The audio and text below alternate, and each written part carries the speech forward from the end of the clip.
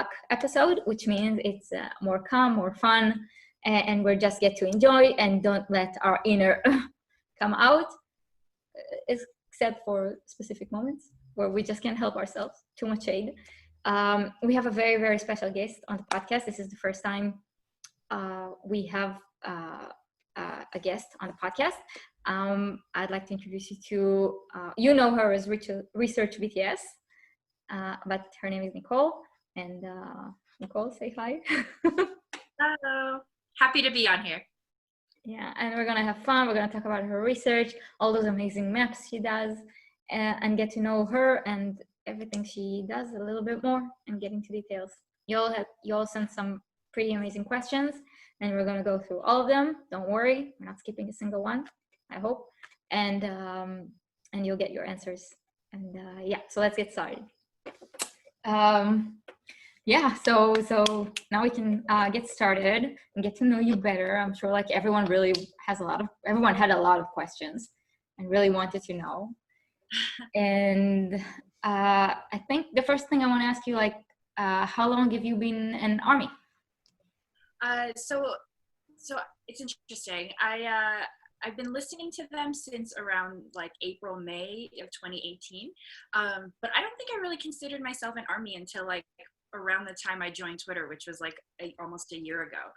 I think I didn't really know anybody else aside from my boyfriend who listened to BTS. So I don't think that I was able to get exposed to that whole like fandom experience and whatnot. But then once I really got into Twitter, I was like, oh man, like this is the greatest thing. And aside from doing research, like definitely felt that community and that bond, and definitely started to identify more as Army like at that point. So maybe around like fall of 2019. So semi-new to being an Army, but not new to BTS. So. Yeah. I guess I have a similar experience because I started at like early 2018 to listen to them, but I wasn't on Twitter. Like I was just YouTube. So no Run BTS, no VLive, nothing. And I don't know, at some point, like I think around Idol, when Idol started coming out, in August 2018, that's when I was like, oh, they're active on Twitter. And I didn't have Twitter. Like Twitter is non-existent here. Really? People here post on Twitter, like only politicians post on Twitter, and then they screen capture it and post it on Instagram. Okay, that's fascinating. Yeah. Wow. Like no one here uses Twitter. So I actually had like an old account that I opened when Twitter just started, just to see what it was like. So I used that, and then I'm the same. Like that's when I start defining myself as an Army, because before that was just like casual listening. Yeah, definitely. And I think for me too, I don't know if you felt this, I'm sure this is the same thing for other Armies, but as you like discover BTS and Army on Twitter, like it's a little bit intimidating. Yeah, like very overwhelming.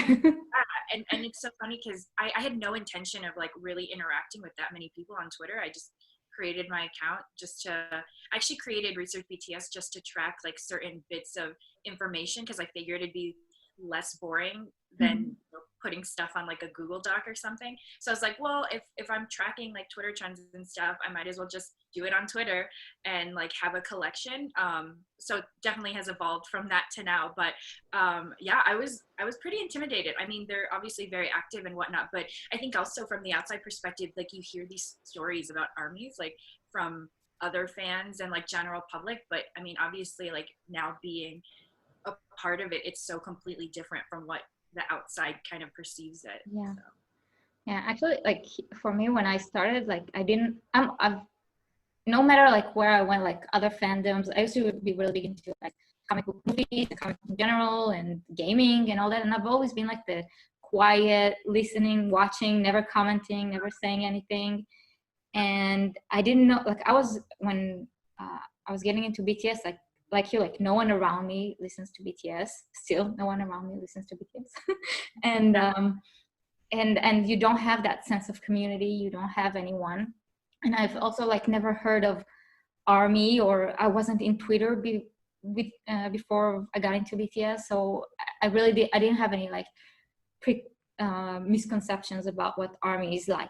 And when I got in, so I followed some small other like tiny accounts or some big accounts. So I'll be like informed, but I wasn't aware of any of it. Like the whole, like what people say, I had no idea. And I was just like quietly watching, commenting. No one saw me. I was like a tiny account. No one saw me. And then something happened in October, and I don't know, it's just, I still have no idea. Like, and in October, I had 100 followers. What happened since? It's, I don't know why people follow me. It's so funny because I think I started to see you pop up even more like in around that time frame too. But I think, right, we see a lot of the fans who are the most visible, like who are really active in conversation, and I know you certainly are, right? So it is interesting, and it probably would be interesting to ask people like if they're, you know, who they see on Twitter the most. It's probably a lot of them is probably going to say the same thing. So yeah, I always find like really interesting like how Twitter suggests, because if you follow 4,000 accounts, how does it suggest you which ones to see on your TL first? Like maybe it's by the ones you interact with the most, or it's very interesting how the Twitter algorithm works in that way. Yeah, definitely. Yeah. Did you get a chance to see BTS in concert? Yeah, I saw them during the Love Yourself tour in LA. I went one day in 2018 in September, and then I saw them twice last year at the Rose Bowl. Wow. Yeah, and I loved it. It was so much fun. I think also interesting, like my first time seeing BTS in 2018, like I said, I wasn't really like an ARMY at that time, but I liked BTS. It was just something really random. Like my boyfriend and I saw that they were going to go to LA, and I was like, do you want to go? And he was like, yeah, sure, I guess we'll go. And we went, and I was so blown away. I mean, like everyone says this, but I remember going to the concert, and like literally after every song, I would turn to my boyfriend and be like, that was amazing. Like I was so mesmerized by the production of it and like how amazing they are as performers. But also what I loved about it, and probably what drove me to really want to study the fandom as well, was going there and then seeing the diversity in the fandom, and or in just even the attendees, right? Where I don't know what I was expecting, but I know that I was very surprised to see like the different age ranges and people of different, you know, like ethnicities and all that stuff. And like I was so surprised by that, and so started thinking about it a little bit more, and that kind of led me to my journey of kind of learning a little bit more about ARMY and then eventually going into my program. So yeah, it was such an eye-opener just going to the concerts, which those in itself are just cool, like sociological like aspects to do research on. So it's a lot of fun. Yeah. It's super interesting, like how different ARMY is than what you would expect from a boy band or pop or something. I had like I saw them at Wembley. I got I actually on like May 13th, on the 30th of May, I think, yeah, like the on Thursday before that, yeah, so the 30th, I had my I'm also doing a PhD, and I had an exam. Like it wasn't really an exam, like you have to stand up and like present your entire thesis in 1 hour, and in front of a room that's like, you're not getting graded, it's just like in your own department, so just professors you know, and other graduate students. But it's the most, like I've been to so many, like about 20 conferences and did presentations, and this was the most nerve-wracking out of everything. I imagine. Yeah, so I finished that at 3 p.m. got home, I had a black hat, I drew the mono cover on it in like 10 minutes, got in a car, got on a plane, and 3 hours later at 7 p.m. I had a flight to London, and I saw them on both nights. Amazing. Yeah, and like I went alone completely, and like all those people, and I met someone from Korea and from Spain and from Italy and Finland and Japan, and like it was insane. It was so much fun. Like, and everywhere you went, you saw people with the BT21 keychains. Yeah. And I love the, like, everyone has their BT21 headbands. It's like a sea of them. It's like the coolest. I love it. So fun. Yeah, it's just, and it's immediately like, even when like I travel a lot, and well, not now because can't, but in general, like I travel a lot, and like whenever I see someone with the BT21, it's like you immediately find a friend no matter where you are. It's Yeah. crazy. Yeah, definitely. I mean, I think that's for everyone, right? Like, even me, I get so excited if I'm just walking somewhere and like someone's wearing like a BTS shirt, or like, yeah, has some sort of BTS like merch or article of clothing. It's like, it's so exciting, right? You're like, oh, I found Yeah, someone else just like me. yeah, like a kindred spirit. Right, right. Yeah, and I was teaching in class for like uh, seventh graders or something.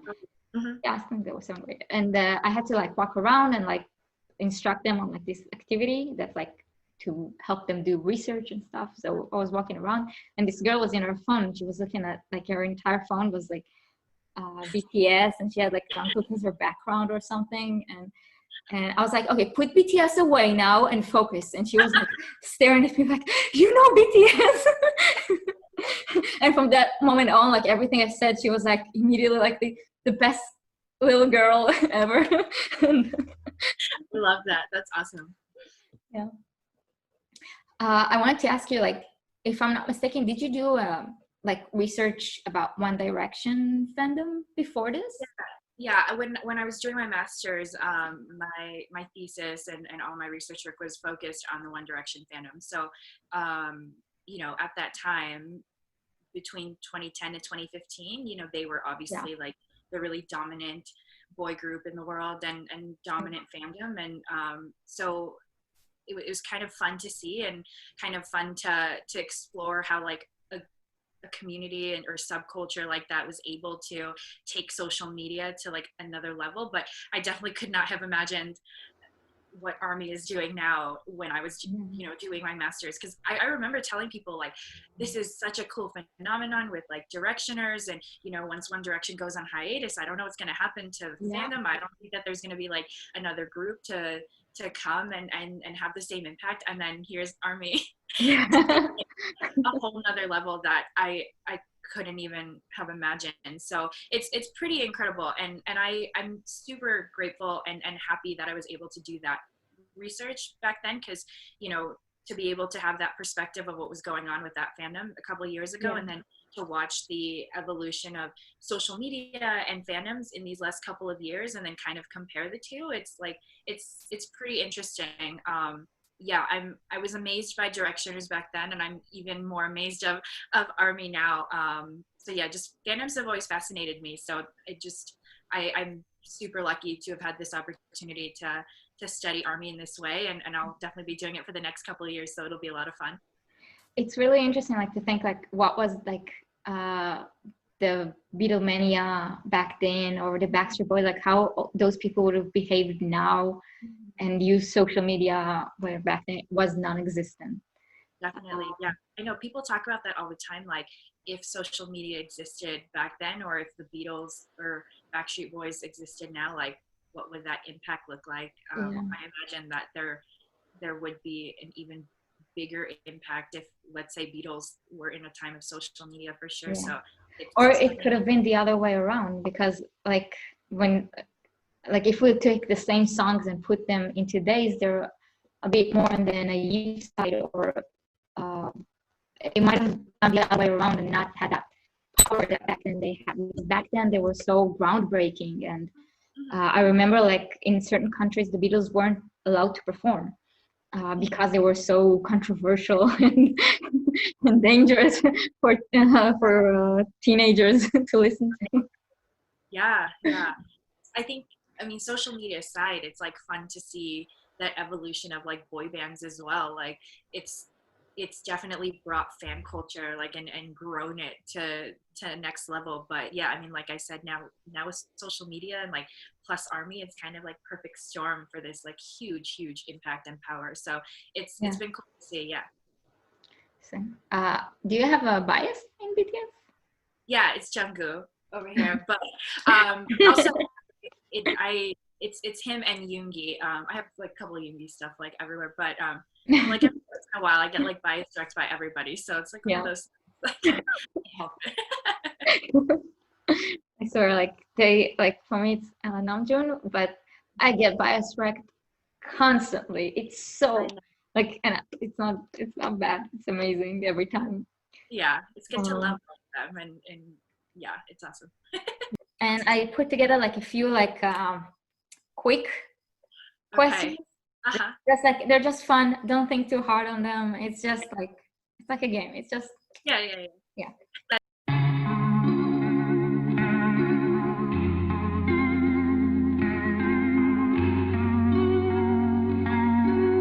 Okay. So favorite BTS choreo. Dope, probably. Nice. Yeah. It was also like the first choreography I saw, and I was so mesmerized by it. So it holds a special place in my heart. Favorite stage, like performance, any of them. uh so hard. Yes. They're all so good. I don't know. It was so good. Because you think about it and they have so many performances. I guess I will say one that always sticks with me. It's one of their Anpanman performances when they were doing their comeback. It was the one where Namjoon was wearing his orange jumpsuit. I forgot which program it was.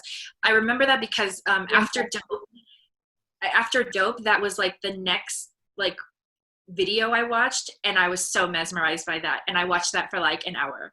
Like I couldn't stop watching that. So I love that comeback stage. I love that. That song is so like both that and dope. It's so fun. It's so fun.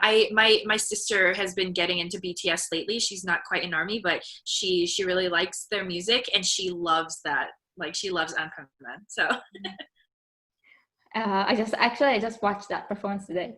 oh Again. really? Yeah, just randomly. Okay, this one's super difficult. Favorite BTS speech? Oh man. I always have to go back to the UN speech probably. Because that I feel like also was pretty defining for me, where like I started to switch, where I was like, oh man, I really love these guys. And I think that's definitely the same for a lot of people, right? Where especially me, where I was still learning about them, when I saw them there and heard Namjoon speaking, I was like so blown away. So that's one of my favorites. Yeah. For me, that's the Wings Endment. I can't. Yeah. Like I didn't know about it, even though like I already started listening, but I was, like I said, I was a more casual fan in the beginning. Yeah. And I already knew their music and stuff. And then what was it? That channel, Sugar and Spice, did the Who is BTS video, and in it they have like a tiny part on the Wings Endment, and I was like, where is that from? I need to find that speech. Yeah. And that really, like that speech, I can't. I have it saved on my phone like 4 times. Yeah, it's I want to take a clip from it. I save it again, and I'm like, and I cleaned my phone not too long ago. I'm like, no, I'm keeping every time I have it saved. It's the thing. Yeah, I watch that every once in a while too. I know a lot of fans always go back to it. It's definitely a big one for everyone. So yeah, and the fact they put it in the "We Are Bulletproof," the Eternal. Yeah, for sure. Yeah. Favorite BTS ad? Ad, like advertisement, like commercial. Ooh. Oh man, I really love their for that new beverage that they're doing. Is it so cute. the one where they're like dancing? I love that. Yeah, it's so fun. I really like it. It's way better than a lot of ads. I mean, I know Samsung came out with like a bunch. The Body Friend one is super awkward. I know everyone talks about. I don't like it. I don't like it. It's so hard to watch, but I love like the more fun ones, like the chill song ones are really good ads. So yeah, those the Hyundai were really good. Puma. oh yeah, they're great. I always tell people, like, after seeing those commercials, it really like makes me consider wanting to go buy my own car, like my own policy. I don't need it. I just need like one tiny car, but I mean, but that's how good those ads are though. So yeah, definitely. Yeah, I was thinking more current, but definitely one of my favorites are those Hyundai ads. Also the Puma one with the Yoongi and the piano. Yeah. Okay. Favorite SoundCloud song? Not the ones on Spotify, SoundCloud. Yeah. That's so hard. I I will say that I love Jungkook's latest song. Yeah. Still with you, right? Yeah. It it was different. I don't think I was expecting that from him, but they do in general they put out a lot of great stuff like just on their SoundCloud for sure. So Definitely filled with treasures. oh yeah. Yeah. Favorite hair color or haircut? I love so two things that always stick out to me is Yoongi with his mint hair. Every time I see pictures of that, When I was writing this is what I had in mind. and then I love Jin as a blonde, like Super like Saiyan Jim. yeah, like I've seen those like older pictures of when he was blonde, and I love those pictures. Like, and I wish he did it more often, but yeah, those are probably like my two favorite like cuts and colors that I love to see. I think regarding Jin's blonde hair, what I love most about it is that, yeah, he looks super hot with blonde hair, but also, like, this was the time where he said time and time again that it changed for him, Mm-hmm. that he really felt more in his zone, that fire was his defining moment of like change and coming out of whatever was forced on him at the start, and he always like notes fire as his favorite song, or his big change. Like even now they asked him like what song do you think is the most what was it, like the most important, or the one with the most difference, and he chose fire. And like I think like the fact that he had that blonde hair and felt so good about it, so good about that era, Yeah, makes it even more like even more powerful. yeah, for sure, definitely. Yeah, but for me it's the undercut, when they have the undercut. Yeah. Oh my gosh, I know. My like during this whole quarantine, my boyfriend has like super long hair, like how Taeyong has with like his perm, like it's like that. And I was like, you need to do an undercut. So I was sending him like pictures of like of Jin, and I was like, this is what you can do. So now he has an undercut, so we're all good. Mission accomplished. Yes. I also have I wrote one specifically for you. What's your favorite hashtag that trended? I saw this question. I saw an answer that was my answer. It was when the keyboard smash trended. I thought that was the funniest. I posted both the question and the answer. Yeah, that's one that sticks out to me quite a bit because I was really confused when it first started. I was I remember it specifically because that was also around the time when Ego was released, right? Yeah, it was the day before. So like there's so much going on like at that same time. But I remember seeing the hashtag. I didn't see what was going on to cause the hashtag. I just saw it, and I was like, "What the heck is this?" And I opened it, and I was like, "Of course, it's like ARMY, like related." It's just really funny. It was so random. But it goes to show, I mean, they could essentially trend whatever word they want as long as you have enough people talking about it. But that was yeah, that's my favorite. And then in general, I just really like when they start trending really random words. Like one that always pops up in my head is when they trended perm. Random word that confused a lot of people. Or like I know in the US, the first time J-Hope was making bracelets, like in like all caps, like he's making bracelets, and like those are just super funny. But again, like just shows like everyone has the same mind and like same reactions to everything, so it's pretty entertaining. Yeah, it's so funny. Like that hashtag, that keyboard smash. I went to see, it was during the comeback season, like I said, a day before Ego came out, and I still, we barely get any sleep during that time. Yeah. So I went to sleep with Ego Tomorrow trending or something like that. Yeah. Ego Out Tomorrow, I don't know, something. And then I woke up to a keyboard and BTS X Jabberwocky. I was like, what happened? Oh, yeah. There was that 6 hours. What happened? That's true. Yeah, that day was like super random. Like, just, a mix of different things happening. Yeah, I remember that clearly. So. Okay, another one is If you could make one wish come true for BTS, what would it be? It's a hard question. The hard question.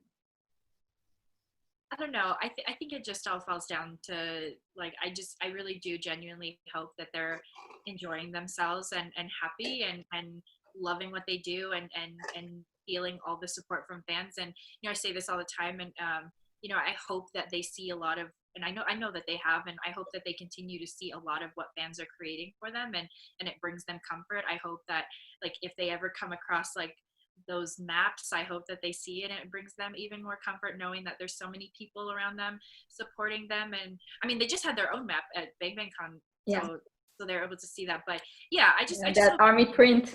oh yeah, I don't necessarily know if I can take credit for that, but it's cool to see that they implemented something like that because you don't get to see that very often. But yeah, I just hope that they continue to see all of the support and the love that they're getting from fans, because it really is special and just so one of a kind. So yeah, I don't know, like they took the map, they took the BTS chart that yeah questionnaire.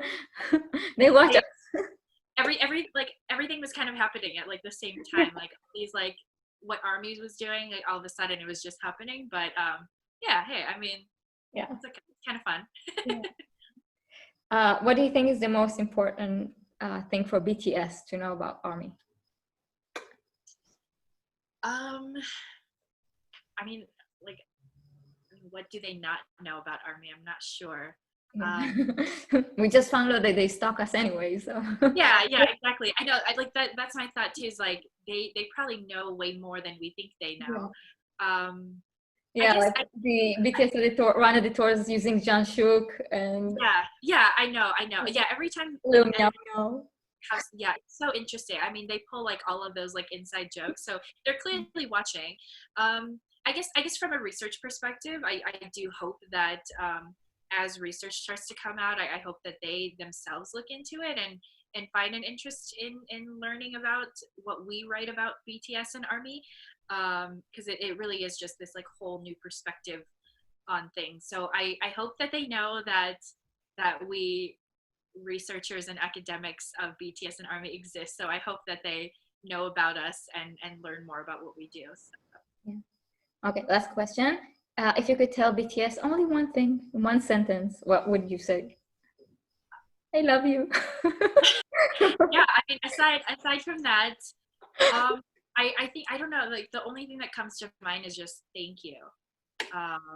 Like I don't really know what else to say beyond that. I think not just for me, but like for everybody who's felt like they've really changed their lives, and they've certainly made an impact on mine. And I wouldn't be here without ARMY, but first and foremost wouldn't be here doing what I'm doing without BTS helping to make that impact on them too. So I thank them for giving me something that I'm super passionate about. And so yeah.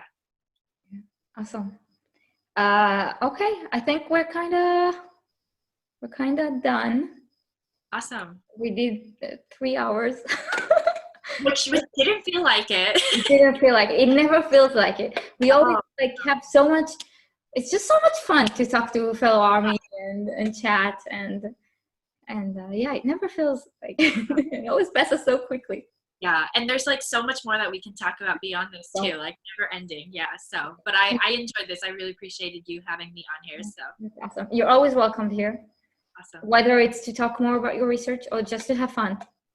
I intend this podcast to be just a platform for all ARMY who want to talk, just like have fun talking about ARMY stuff and BTS. Because like I said, not a lot of us have people in our real life to talk about.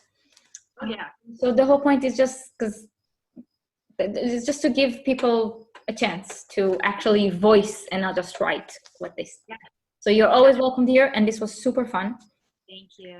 And yeah, I'm so glad you came here. Like this was so interesting and so much fun. And your research sounds fascinating, and I can't wait to be able to read it when it comes out. Thank you. I'm excited for everything to come. So yeah, there'll be a lot. Excellent. Awesome.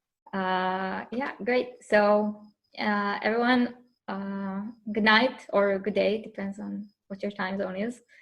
And thank you for joining us. I hope you enjoyed it. Send a lot of purple hearts for Nicole's way. And thank you and goodbye.